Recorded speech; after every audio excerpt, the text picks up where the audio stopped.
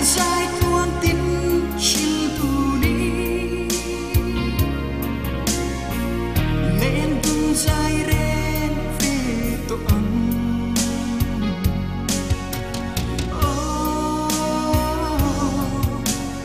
lên hè môi mình hằn ngài về trên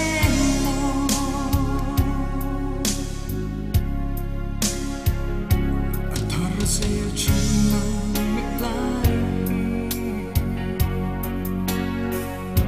mà ngày luôn nên cho xin siari so har chuva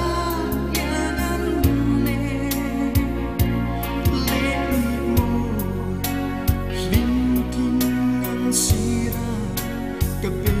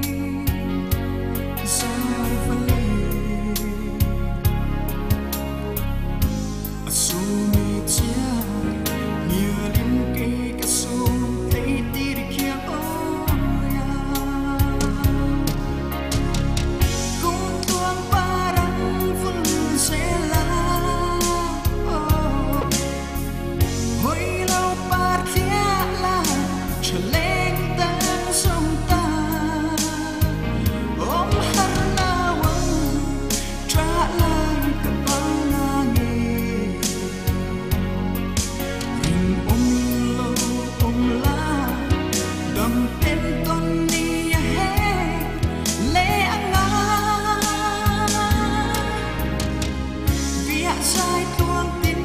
chim tu đi lên tung dài ren về tổ ấm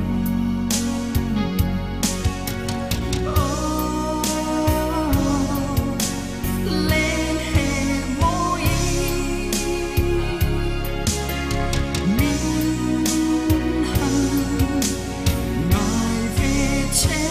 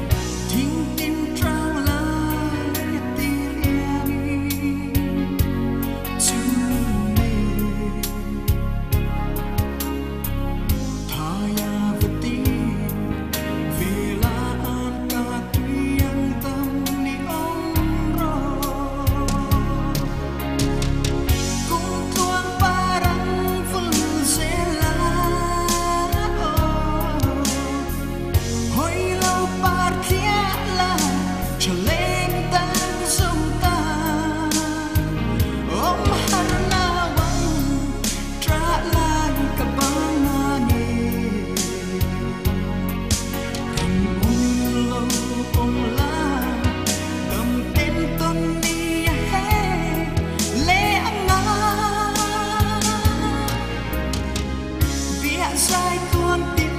chim tu đi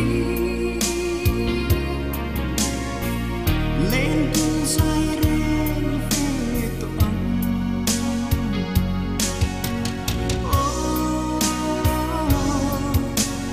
lên